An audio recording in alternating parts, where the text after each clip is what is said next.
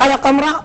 اتفضل يا أبو صلاح وسريعا. يا جماعة، لو أحد سأل المملكة العربية السعودية أو مسؤول سعودي لماذا لا تبيح الخمر، عندنا 1000 جواب وجواب له. ولكن عندما نسأل لماذا تحرم النساء من حقهم في القيادة، يرتجوا علينا لأنه ما عندنا حجة قوية. يعني المسألة ضعيفة جدا.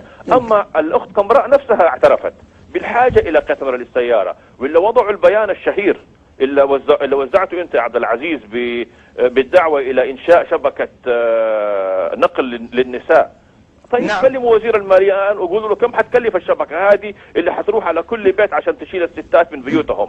خلونا واقعيين، ما احنا ما نريد أن نعيش في دولة نفسية. لنسمع من الشيخ. وكل حل نجمع له 30-40 مليار ريال عشان نحل مسألة تافهة كهذه. جميل. طيب يا أبو صلاح، لنسمع هذا. يا أخي لموا فلوسكم وروحوا قدموا للمالية. وأنا مبسوط أنك شعرت بحرقة الحقوق وما الحقوق. لا يا حبيبي، لحظة شو.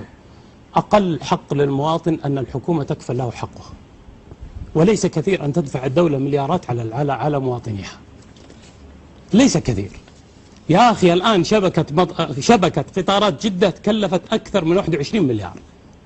ليه؟ مسألة تافهة يا أخي. ليش يا أخي؟ شوية يا أبو صلاح، شوية أبو صلاح. لذلك بما أنها مسألة تافهة يا حبيبي، خلوكم يا أخي بدل ما تروح مشوارك بنص ساعة خلها ساعتين. تروح تضيع 21 مليار ليه؟ إذا أنت تريد أن تحافظ على وقتك، نحن نريد أن نحافظ على بناتنا من التحرش، نريد أن نحافظ على بناتنا من شيء لا يليق بقيمتهن، نحن نريد أن نحافظ على كرامة بناتنا، نحن نريد أن نحافظ على نسيجنا. أما إذا أنت تفشل من الغرب، احنا ما نفشل من الغرب. إذا أنت عندك مشكلة مع الغرب أنك ما تقدر تودي وين تودي وجهك، حينما يسألك ليش الحرمة منسوقة، أنا عندي وجه وأنا صريح، أنا عندي تميز. إذا أنت ما عندك تميز، لما الملك حفظه الله، لحظة، لما الملك سألوه عن بناء الكنائس ماذا أجاب؟ ألم يقل مثلنا مثل الفاتيكان ليش ما في مسجد؟ ليش ما يكون عندنا تميز يا جماعة؟ الإمش في أمريكا ما استطاعت أمريكا أن تفرض عليها قوانينها، حتى التعليم النظامي لم تستطع أن تفرضه.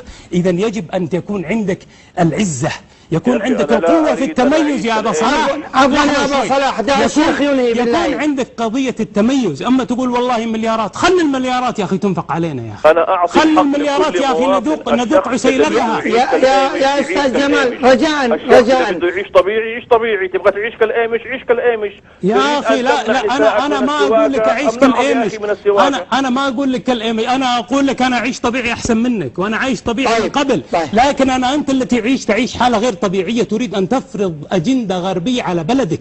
هذه المشكلة فيك يا جمال، من يوم ما كنت في الوطن وقبله وأنت تريد أن تفرض أجندة غربية. لا تشخصن يا أخي. أنا معي قدامي رجل يرد علي زي الحين يقول أنا طالباني عادي، ما عندي مشكلة. أنا أقول لك القضية هي قضية أجندة غربية. المستهدف منهج بلدك، ليس المستهدف يا أخي والله لا حرمة سوق ولا حد درع. حينما تقول التي تركب مع منال الشريف، اعلموا أيها الناس إنه قد أرسل إليكم أنبياء منكم، فما بالكم لا تهتدون، إن أنبياءكم هم العلمانيين، فإنهم قد أتوكم ببرهان يقين، كفوا عن هذا السجال العقيم وأنصتوا لهم لعلكم تتفكرون، تجنبوا النبش في صفحات التاريخ لتثبتوا أنكم الفرقة الصحيحة والآخرين غير مصيبين، توقفوا عن الحديث عمن قال ماذا وعمن فعل ماذا منذ آلاف السنين، انبذوا تراثا رثا دفين، تراثا أثبت أنه عديم الصلاحية والفائدة وغير قابل للتطبيق. هذا كلام وجيه الحويدر. وجيه الحويدر اللي مع منال الشريف وراكبه معها.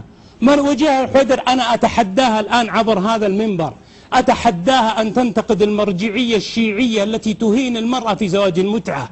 أنا أقول لك يا أخي القضية استهداف بلدك. القضية كما أنك تقول أن المظاهرات لا تجوز في بلادنا للمصالح والمفاسد، نحن نقول أيضا للمصالح والمفاسد لا تجوز قيادة المرأة. وكما انتقدت سعد الشتري حفظه الله وافتريت عليه في ذلك الوقت، أنا أقول لك اليوم منال الشريف أحق بهذا، التي تجر اليوم بلدك إلى أمر لا تحمد عقباه. يا جمال أرجو منك أن تقف مع بلدك في مثل هذه الأزمات. بعد ما تنتهي الأزمات تعال نتحاسب أنا وياك.